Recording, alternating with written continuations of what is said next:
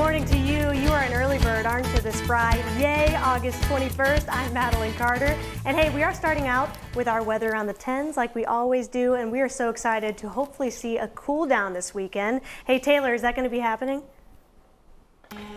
Well, Madeline, we do have a cool down coming towards us starting tomorrow, but today it is going to be the warmest day of the week. Right now, these are our temperatures outside. If you were to step out there, like Madeline said, and you're an early riser, well, no layers needed. Look at us here. We're already at almost 70 degrees in the Tri-Cities, but Hanford's almost pushing 80 right there. At what time is it? It's 4:30 in the morning. Yakima right there with us at 73 as well. Dang, it's getting really warm. And as we head into this afternoon, well, our high here in the Tri-Cities is going to be sitting in the mid-90s, but you know, the rest of the area kind of seems to have a bit of a cool down already, starting a little early here in the mid to almost upper 80s for the rest of the forecast area.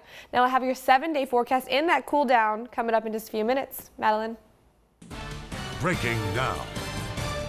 We are following breaking news this morning of a robbery and assault in Prosser. The Benton County Sheriff's Office says a man is still on the run after stabbing a woman at a rest area off a highway. Deputies say the robbery and stabbing happened just before 1 a.m. The man is believed to be armed with a knife. No word yet where he may be. Now, this is, of course, a developing situation, so we'll be sure to keep you updated as soon as we learn more.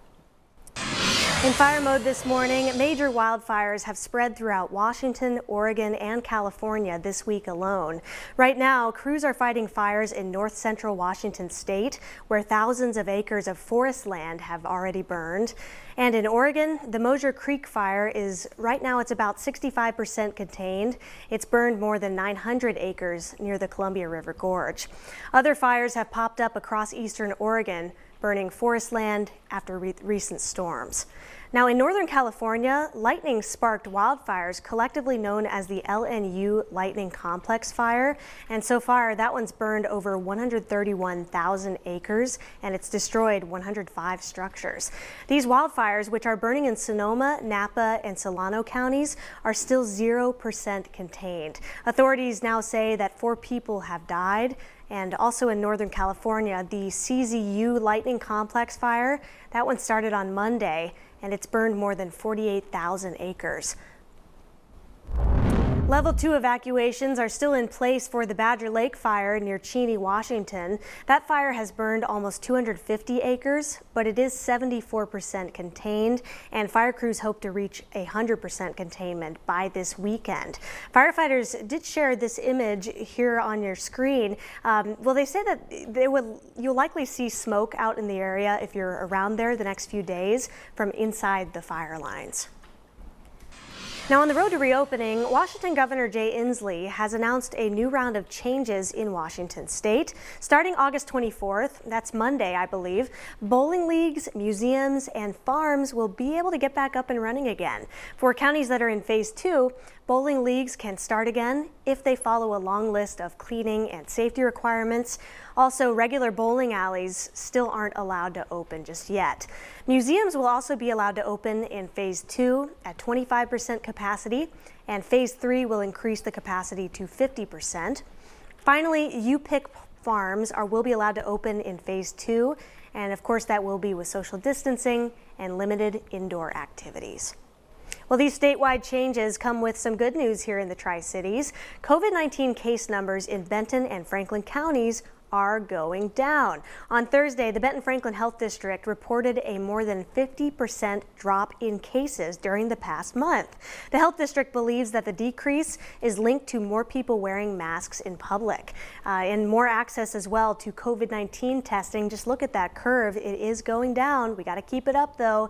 They say that they hope to keep this momentum going by continuing their partnership with the State Department of Health to expand contact tracing within the next week.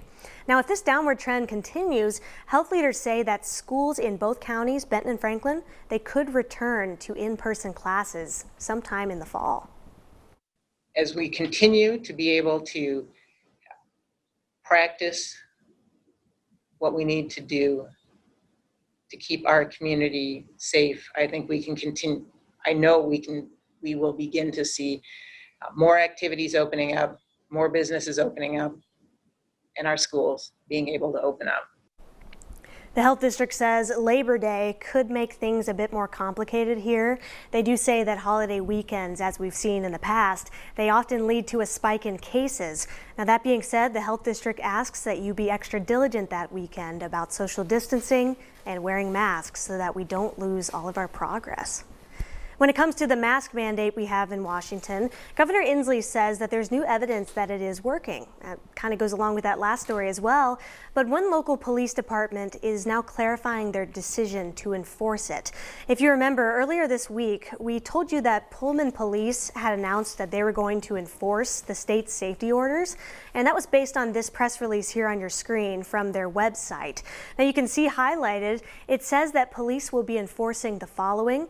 And that goes on to list the face mask requirement and the ban on big parties, along with legal punishment for each violation. But now police have come back and they've said that that's not really what they meant by that. Police Chief Gary Jenkins says that their philosophy has always been education over enforcement. We've heard that from a lot of our local law enforcement as well. He says just because breaking these rules would be considered a crime, it doesn't mean you'll be charged for it. Our officers aren't going to be driving around looking for people without masks and stopping them and ticketing them. It's just going to be common sense. And really our focus right now is the parties.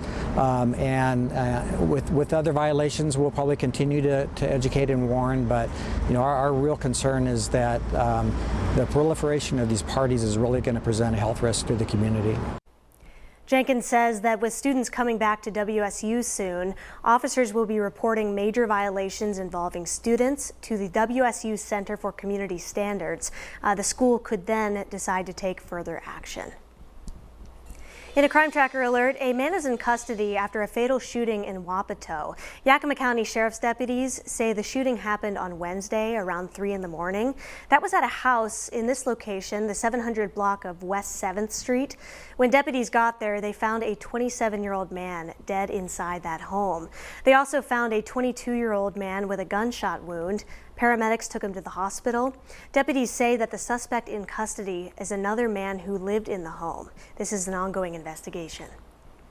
Deputies are also investigating a fatal car crash. A 22-year-old woman and a 23-year-old man from Wapato, they passed away after they crashed their car into a dump truck and the car burst into flames. Deputies say that this happened at the intersection of Evans and Hara Roads early Thursday morning, and that's east of Boucher Potatoes. They say that the driver of the dump truck managed to escape, but the two people in the car died right at the scene. Deputies say that the crash likely happened after one of the vehicles failed to stop for some reason. We don't yet know the identities of the victims, but this does mark Yakima County's 10th fatal crash so far this year. Police in Yakima believe that a woman murdered her husband on Wednesday morning. Her name will not be released until she's formally charged. This happened around 8 a.m. on the 1000 block of South 19th Avenue. That's where police found 51-year-old Walter Hansen with a gunshot wound in his head. He was taken to the hospital where he later passed away. Police say that the woman is the one who called 911 to report his death, and she's also now in the Yakima County Jail. Right now, after 5 decades in politics, Joe Biden has officially accepted the Democratic Party's nomination for president. In an address reflecting difficult times, Biden pledged to end what he calls an American season of darkness. He pledged that if he's elected president, he would work just as hard for the people who don't support him. Biden has also pledged to reverse what he called Mr. Trump's failure to protect America on issues ranging from the pandemic to foreign election interference. In consumer news now, Washington's Employment Security Department is applying for help from FEMA to give people an extra $300 a week in unemployment benefits. The department says that they will apply for the federal coronavirus program by today. And once approved, we're told that the state will send that money out as quickly as they possibly can. Now, the payments would be retroactive from August 1st, and this program came about through an executive order from President Trump. It is now 4:40. You're watching Wake Up Northwest. Now, coming up next, we have your full weather forecast with Taylor Helo. Find out how hot it's going to get today and if it will cool off after this.